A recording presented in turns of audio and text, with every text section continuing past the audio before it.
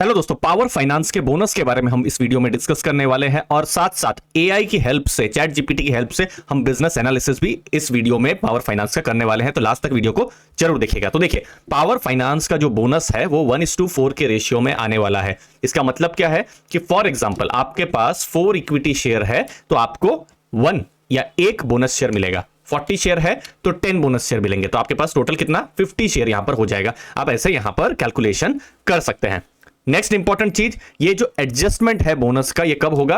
सितंबर 21, क्योंकि ये ex date है और रिकॉर्ड डेट भी बोनस की होने वाली है। अब सितंबर 21 का मतलब क्या है कि सितंबर 21 को शेयर प्राइस यहां पर कम हो जाएगा। मतलब सितंबर 20 तक जिनके पास भी पावर फाइनेंस का स्टॉक है वो इस बोनस के लिए एलिजिबल होंगे।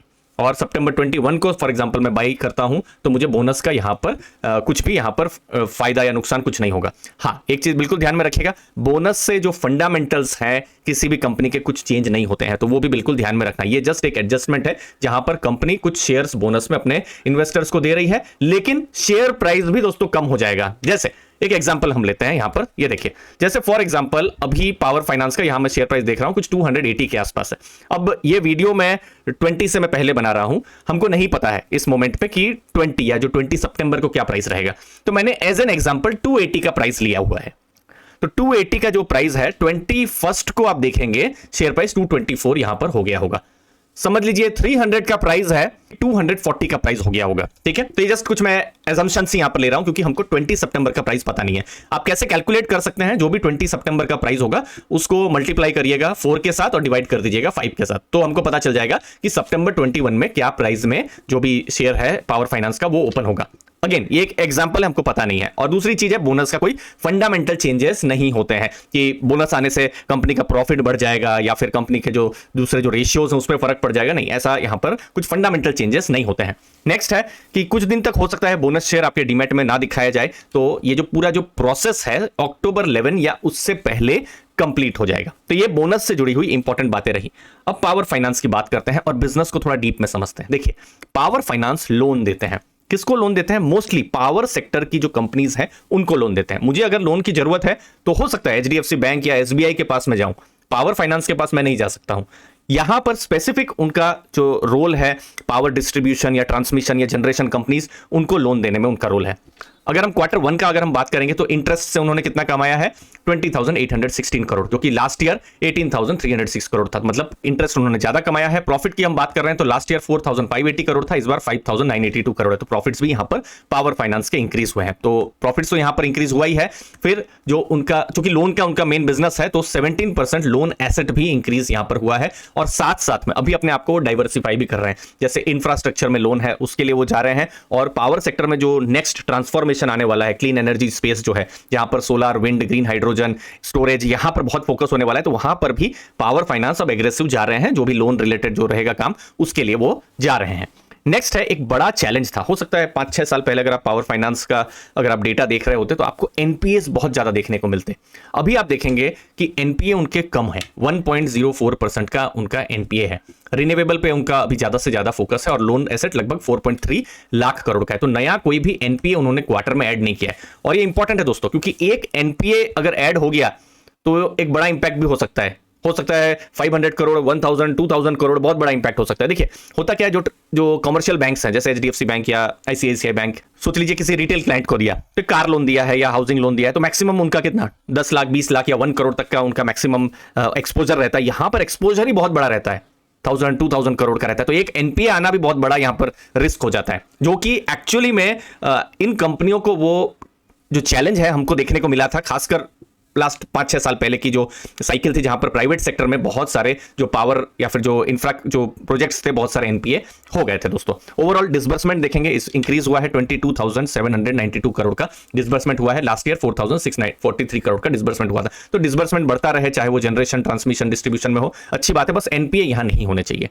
जल्दी से इस बार वैल्यूएशन देख लेते हैं। तो देखिए, बुक वैल्यू है 319 पर शेयर। बुक वैल्यू क्या होता है कि कंपनी का, अगर थ्योरेटिकली मान लीजिए कंपनी कल से बंद हो रही है तो लास्ट में एक शेयर की क्या कीमत है वो होगा बुक वैल्यू पर शेयर। ठीक है, तो ये 319 है, करंट प्राइस है एक शेयर का 280। मतलब बुक वैल्यू से नीचे अभी कंपनी हमको देखने को मिल रही है। लेकिन कुछ हिस्टोरिकल डेटा भी देख लेते हैं, तो उनको मीडियन प्राइस टू बुक मिला है 0.7। देखिए ये समझना बहुत इंपॉर्टेंट है, 0.7 मिला है। अब मैं फॉर एग्जांपल इनको कंपेयर करता हूं से एक और फाइनेंस कंपनी, बड़ी फाइनेंस कंपनी आईसीआईसीआई बैंक के साथ, ठीक है। उनका 10 ईयर का प्राइस टू बुक अगर हम देखेंगे तो वो आपको कितना 2.2 के आसपास देखने को मिलेगा, मतलब ज्यादा है। लेकिन एक चीज समझनी है कि हर कंपनी को एक यूनिक प्राइस टू बुक मिला है। जब हम मार्केट की बात कर रहे हैं, इनको 0.7 का मिला है, 5 ईयर में मैं देख रहा हूं 0.6 का मिला है। अभी करंट क्या चल रहा है, क्योंकि अभी तो मैं देख रहा हूं कि अभी शेयर प्राइस बहुत रन अप हुआ है, 0.88 मतलब 0.9 के आसपास में प्राइस टू बुक है। मतलब अपने हिस्टोरिकल लेवल से थोड़ा सा यहां पर महंगा यहां पर मिल रहा है जब हम पावर फाइनेंस की बात कर रहे हैं। तो इसका क्या रीजन हो सकता है? हो सकता है वो रिन्यूएबल में जा रहे हैं, हो सकता है प्रॉफिट्स उनके बढ़ रहे हैं, हो सकता है कि उनका नया एनपीए ऐड नहीं हो रहा है। तो ये सब कुछ पॉजिटिव चीज हो रही है। लेकिन एक व्यू ये भी हो सकता है कि नहीं, हिस्टोरिकली आपको 0.6 0.7 मिला है, आप उस लेवल से अभी महंगा, आपका जो एक कंपनी है उससे महंगा यहां पर मिल रही है। तो यहां पर दोनों थॉट प्रोसेस रहते हैं, बट फिलहाल अपने हिस्टोरिकल लेवल से महंगा हमको पावर फाइनेंस देखने को मिल रहा है दोस्तों। तो ये कुछ इंपॉर्टेंट चीजें रही। अब चूंकि ये फाइनेंस कंपनी है और गवर्नमेंट का यहाँ बड़ा सपोर्ट है, तो ये जो क्रेडिट रेटिंग है, बिल्कुल लेटेस्ट में क्रेडिट रेटिंग आई है अगस्त को ही, ये केयर की रेटिंग आई है। आप देख सकते हैं पावर फाइनेंस का अगस्त 3 को ये रेटिंग आया है। और सबसे ऊपर आप देखिए ये 27 पेजेस की रिपोर्ट है। अब 27 पेजेस अगर पढ़ने जाए और एनालिसिस करने जाए तो इसमें बहुत टाइम भी लग सकता है। तो मैंने क्या किया, चैट जीपीटी में कुछ प्रॉम्प्ट्स को मैंने यहाँ पर इंटर किया और एक एनालिसिस करने की कोशिश की। तो आपके सामने मैं शेयर कर रहा हूं कि चैट जीपीटी ने जो एनालिसिस किया है, समरी जो बनाई है, वो आपके सामने मैं बता रहा हूं। पहली चीज है कि स्ट्रेटेजिक इंपॉर्टेंस है इस कंपनी का, गवर्नमेंट के लिए एक इंपॉर्टेंट है, क्योंकि पावर प्रोजेक्ट्स को फाइनेंस चाहिए तो पावर फाइनेंस की जरूरत है। अपना जो लोन बुक है उसको वो ग्रो कर रही है, अपने स्केल को अपना बढ़ा रही है। इनफैक्ट अब इंफ्रास्ट्रक्चर लेंडिंग में भी फोकस उनका शुरू हो गया है। प्रॉफिटेबिलिटी इंक्रीज हो रहा है। देखिए FY23 में, मतलब जो लास्ट फाइनेंशियल ईयर था, 11,600 करोड़ का प्रॉफिट था, जो कि इंक्रीज हुआ था। रिटर्न ऑन एसेट्स भी यहां पर इंक्रीज हुए हैं। एसेट क्वालिटी, जो हम एनपीएस की बात कर रहे थे, एनपीएस देखिए, ग्रॉस एनपीए 3.91%। अभी मैंने आपको नेट एनपीए दिखाया था, ग्रॉस एनपीए थोड़ा ज्यादा ही रहता है। तो ग्रॉस एनपीए इनफैक्ट 3.91% यहां पर कम हुआ है। जो फाइनेंशियल ईयर 22 था, मतलब अप्रैल 2021 से मार्च 2022, 5.61% था। तो मैं भी इनफैक्ट देख रहा हूं कुछ सालों से जो एनपीएस है वो कम हो रहे हैं। कैपिटल पोजीशन मजबूत है। यहां पर जो कैपिटल एडिक्वेसी रेशियो है, जनरली आरबीआई का रहता है, एनबीएफसीज या बैंक, तो 9 से 12% के बीच में होना चाहिए, ठीक है। तो ये 24% है, तो ये अच्छा ही कहा जाएगा capital adequacy ratio. Diversified resource base है उनके पास में, फिर बोरोइंग भी वो करेंगे। देखिए रेटिंग भी उनकी, देखिए यहाँ पर AAA की रेटिंग है, तो ये मजबूत रेटिंग है। अगर उनको भी बोरोइंग करना है, लोन देखिए, लोन तो वो देंगे, लेकिन बोरोइंग अगर करना है तो आराम से बोरोइंग भी हो जाएगी, क्योंकि उनकी रेटिंग मजबूत है। हाँ, रिस्क में सेक्टोरल कंसंट्रेशन है, और ये रिस्क प्ले आउट भी हुई थी कुछ 7-8 साल पहले में, क्योंकि पावर सेक्टर में और इंफ्रा में खासकर उस समय में आप देखेंगे इंडिया में बहुत सारे एनपीएस हुए थे। तो चाहे वो पावर फाइनेंस हो या फिर हमारी जो दूसरी कमर्शियल बैंक है, सबको एनपीए का उस समय में सामना करना पड़ा था। तो हाई बोरोवर कंसंट्रेशन है, स्टेट वाइज कंसंट्रेशन है, वो रिस्क तो है ही, और वो रिस्क रहने वाला है दोस्तों। अगर एक एनपीए हो गया तो इंपैक्ट पड़ सकता है, तो वो बिल्कुल ध्यान में रखना है। बाकी लिक्विडिटी एडिक्वेट है उनके पास में। फिर ईएसजी रिस्क जो है, इन्वायरमेंटल रिस्क पर उनका थोड़ा एक्सपोजर है, डायरेक्टली नहीं है, इनडायरेक्टली यहां पर है।